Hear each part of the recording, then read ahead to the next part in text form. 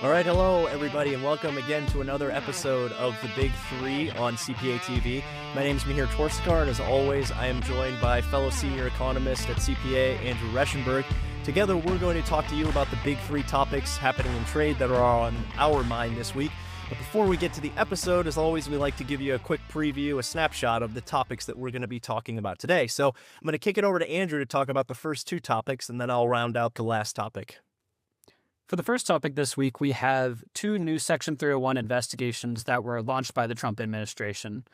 And these are targeting a number of countries, 16 countries to be exact, including China, the European Union, many Southeast Asian countries, India, China, Japan, Korea, Mexico, large number of countries on this list. And the two investigations, the first one focuses on structural excess capacity in a lot of these countries. And so this is manufacturing capacity that is specifically aimed at exports. It's excess of their actual domestic demands, and they're specifically targeting other countries.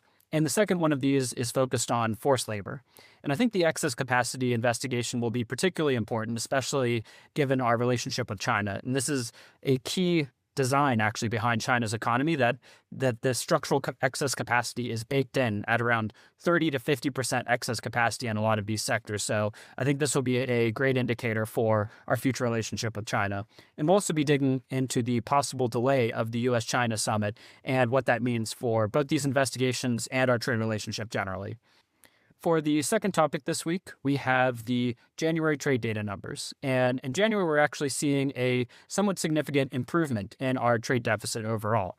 The trade deficit is down by about $18 billion, and this is largely due to decreased imports in automotives, in pharma, and also in increased exports in gold and precious metals. And so this is a significant improvement, but overall the deficit is still being held back quite a bit by increased imports in a lot of sectors related to AI data centers. So computers, telecom equipment, a lot of things like that are still holding our deficit back quite a bit. And I'll kick it over to Mihir for the third topic this week. And for the third topic, we're going to talk about an article that was just released this week about what we call tariff the money. So it's an argument that basically says that if we really want to get serious about addressing the trade deficit, tariffs are maybe address one side of the ledger, but the other side is the capital inflows that are coming into the United States. And so, a lot of the when we pay for imports, for example, every dollar that we pay in imports comes back to the United States in the form of a capital inflow, whether it's an investment in, financial assets, real estate, stocks, bonds, U.S. treasuries, etc. So the article kind of explores the implications of that in terms of how it ratchets up the value of the dollar, renders U.S. manufacturing export competitiveness a lot lower, renders it like a lot less competitive. So we talk about the implications of that, and then finally the solution that we propose is a market access charge, which is kind of a small fee on foreign purchases of U.S. financial assets. So essentially a tariff on the money. So we'll talk about that and more in today's episode, but let's get to it.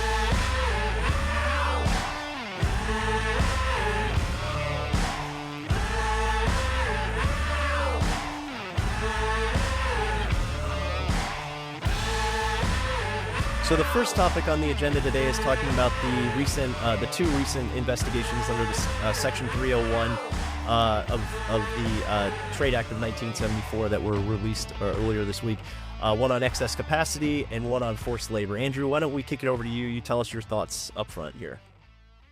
Yeah, so just as a bit of background, these investigations are pretty wide-reaching. We previously had Section 301 investigations and tariffs put in place against China specifically, but this is going to be a much broader scope. There's overall 16 different countries that are listed in these investigations, including China, but also including the European Union, Southeast Asian countries, India, Japan, Korea, Mexico. And so this is much, much wider than the Section 301 investigations that we previously had with the Trump administration.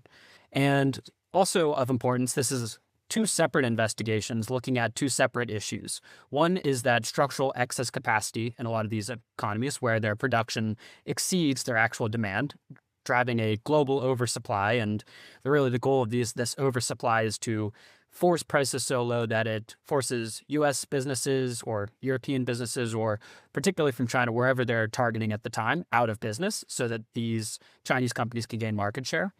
But the second investigation is on forced labor, which we've seen as a concern in different areas, such as the Uyghurs in China, but this seems to be a much more broad investigation with that as well. So we're really seeing a big expansion here. And we should, over the next few months, be able to hopefully get some progress. That we have a tentative due date, so we might be seeing some actual action from these tariffs starting in May. And I think it'll be really interesting to see where this ends up, especially with the excess capacity investigation, because this, as we pointed out at CPA, is one of the biggest issues with our trade relationship with China. China's economy is specifically designed to have this excess capacity. They are an export-focused economy because their domestic demand is so weak, yet their manufacturing capacity is so strong that their economy has been structurally designed to dump their production, dump their excess capacity onto the global market, especially in the United States. And this really comes at the detriment of a lot of U.S. companies, and they can't compete with this subsidized excess capacity and these Chinese goods just flooding the U.S. market. And so it'll be really interesting to see where that investigation comes out, and especially in light of the recent U.S.-China summit talks that have been delayed. And basically our trade position and talks with China have basically been put on pause since late last year, and this summit has been looking like it's going to be the next best opportunity to actually put a lot of these negotiations in place, but it seems like that's being delayed, and hopefully these investigations will take the lead with that. But it'll be interesting to see, especially given the delays here largely looks like due to the Iran war, and we'll see where all this is going to be going. Yeah, I think it's what I'm interested in seeing. Number one is the fact that so when IEEPA tariffs were struck down, I think everyone was wondering what's the next move for this administration, and it turns out I think we have our answer with these 301 tariffs. It feels like you're trying to replicate the whole IEEPA framework again, where you identify countries, based on whatever criteria the administration was concerned about, and you apply tariff rates to those countries. I think a couple of concerns maybe we have at CPA is that, number one, we shouldn't be displacing the 232 process. Like, I think we're still very much a big advocates for that process going forward as a vehicle to achieve, managed trade.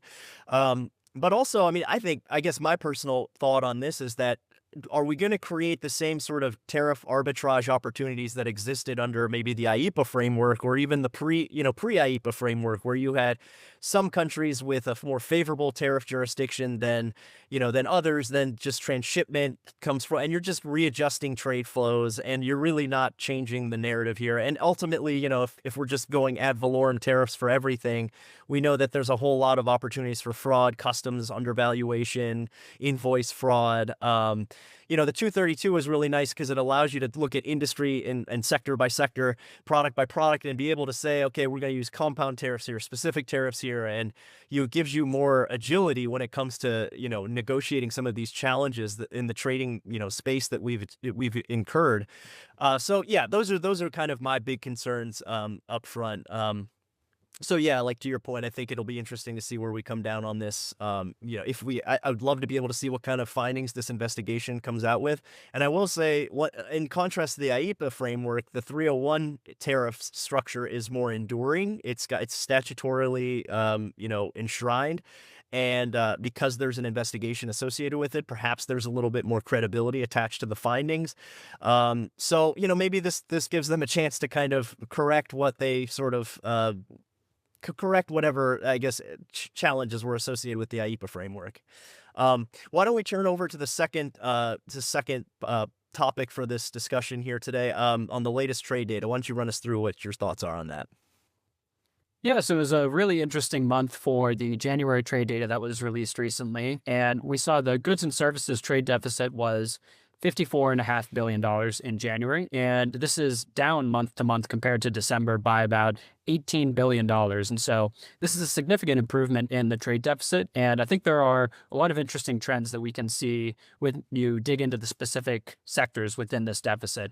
And some of the biggest ones, one of the most revealing, I think, is that automotive imports is down by about $1.4 billion for trucks and $1.0 billion for cars. And so overall, a $2.4 billion decrease in total motor vehicle imports. And this is really significant, especially given that we had a Section 232 investigation and tariffs that were completed last year for trucks and motor vehicles. And also, if you remember from last week, we had talked about the inflation data that recently came out, and we only saw a 0.5 increase in automotive inflation for new cars over the past year. And so this is really interesting to see in a sector where we're actually seeing decreasing imports from, while we're seeing inflation data for these new vehicles really not budging at all, especially compared to the overall inflation rate. And I think that this really goes to the argument that we've been saying for the past few weeks, that inflation is becoming more of an issue in the United States, but it's not tariff related at all. And I think this automotive example between the January trade data and the inflation data that we previously discussed is a huge indicator of that. And if you looked at Jerome Powell's comments from just the other day, he started to blame tariffs for inflation. But if you look at this, if you look at the overall manufactured goods inflation and the trade data, this is not where we're seeing this inflation pressure from. And so I think that was one of the key insights from this January trade data. But also of note, we've also seen pharmaceutical imports are down. And as far as exports go, we've actually seen an increase in U.S. exports. But interestingly, this is not in manufactured goods at this stage. It's primarily in non-monetary gold and other precious metals. And so I think we'll get into this a little bit more in the third topic, but I think this is a good indicator for where the monetary scene is going in the United States and globally for that matter. But the last point I'll make for the January trade data is that despite these improvements, we are still seeing some upward pressure that is keeping the trade deficit higher than we would like. And one of the big areas we're seeing this in is demand for goods related to the AI data centers. And a lot of this actually is showing up in imports. We're not making a lot of these critical goods here in the United States. We've seen a huge rise in computer imports, a huge rise in telecom equipment imports, and this is largely coming from abroad. So I think this is a really big economic opportunity, not necessarily for a lot of jobs in these sectors. There's been a big concern about that. But in the actual manufacturing processes and all the equipment that goes into these data centers, I think that there should be a lot bigger of a focus on making sure that these are made with American equipment, with American goods, and this isn't just something that's going to be ballooning the trade deficit. Yeah, and it's also important to think about, we live in these like monthly or month-to-month increments, or, quarter-to-quarter increments in between these reports, and each side jockeys for, like combs through the data to say which is going to support their side. And it's important to take a step back a little bit and to think that, one report doesn't resolve this whole matter. It doesn't confirm or deny, the success or the utility of your ideas one way or another. And so I guess that takes me to the third point of the third topic for the agenda today, which was about the report that I just put together this past week on tariff the money. And it's essentially looking at the broader lens here. So, just as a bit of a background, recently we just had a $1.2 trillion trade deficit recorded over 2025. Now, that is a record high deficit. And to many, that was sort of seen as an indictment on tariffs because, among the many things that we were sold about tariffs, we were told, okay, well, tariffs are going to reduce the deficit. And when you see that doesn't happen, boom, it's an indictment on tariffs because we just witnessed the highest level of tariffs we've seen in generations. And I guess the article was intended to sort of step back and say, well, there's two sides to the ledger when it comes to the trade deficit and balanced trade. There's what's called the balance of payments identity, that accounting identity that governs international trade and finance. On the one side is the current account, which we can think about the trade balance. Like, if you import more than you export, you have a trade deficit. And, opposite is true. If you export more than you import, you have a trade surplus. But on the other side of the ledger is the financial side of things and how money is flowing into your economy, whether it's going into, assets, real estate, U.S. treasuries, stocks, and things like that. But the important thing is that the identity ensures that those two quantities always equal out. And so, when when the investors are often coming to the United States because, we have the most liquid markets. There's a much to recommend the U.S. financial system. It's just more secure. There's a lot of confidence built in it, and a lot of liquidity in the market. So yes, we attract a lot of, those inflows into the United States. So every dollar that we send overseas comes back to us in the form of like some sort of investment that we get. But the problem, as all along, has kind of been the fact that, it tends to increase the value of the dollar. And so when you increase the value of the dollar, you render your exports less competitive because it just makes your exports more expensive relative to, other people who are trying to export into certain markets.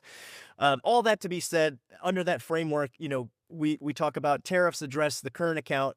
I'm talking about in this article addressing the financial account of the ledger, and trying to say, okay, well, those investments, they can be made in a bunch of different ways. You can invest in treasuries. You can, again, invest in real estate. You can also invest in, greenfield investments like new factories and, things like that help to promote and boost industrial capacity in the United States, which is what we need. But more often than not, what we're seeing is a lot of that money from abroad is flowing into equities and like U.S. stocks, for example, which is great for them because the stock market has been booming, and it's understandable why they would want to invest in those equities, because they're getting a huge return on that.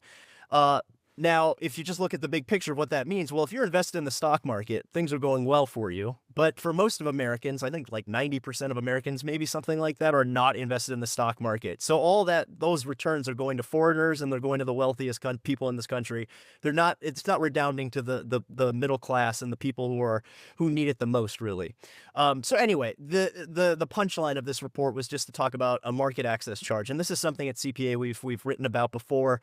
And it's really just kind of picking up that argument, and arguing that, if you can impose a small fee on some of these inflows, you can try to create different incentives for investments to flow, in one direction versus another towards different assets. It's not intended to try to say that we should just cut off capital inflows at all, because remember, that actually has served a benefit to the United States. When those investments have gone into U.S. treasuries and financing debt, it's actually helped the U.S. pay down some of its fiscal deficits, fiscal debt, pay for some of the government spending, because again, we're at a deficit there. It's also kept borrowing costs a little lower for the government than otherwise would be. So there are advantages there. And I don't want to, imply that, getting money from abroad is a bad thing. I'm not going to go there. But those are just the kind of the general big topic, big level themes that were discussed in that article. Talk for a while, Andrew. So why don't you give us some thoughts on what you think about this whole issue? I know we went back and forth on some of our thoughts on what this meant. So, and this is definitely something that's being discussed a lot or debated a lot. So have at it. Yeah, no, I think that you're definitely getting to something really real and important here on the capital flows coming into the United States from these other countries, and where exactly that money is going. Is this going towards U.S. treasuries? Is this going towards actual productive greenfield investments? Or is it just going to equities? But that flow of money is really important in the U.S. dollar value in general. But the one thing I will say is that I don't think we can really underestimate the inertia that is behind the U.S. dollar strength and how much that's just being propped up by having the dollar as a reserve currency. And this is very evident when you look at any other currency that we compare in the global reserve currency system. Currently, the U.S. dollar has around 57 to 60% of total global reserves. And while this isn't a completely dominant share, when you look at the next highest, it's the European Union, which is with the euro, which is under 20%, or China, which is under 5%. And so any other competitor has a much, much lower percent of these shares.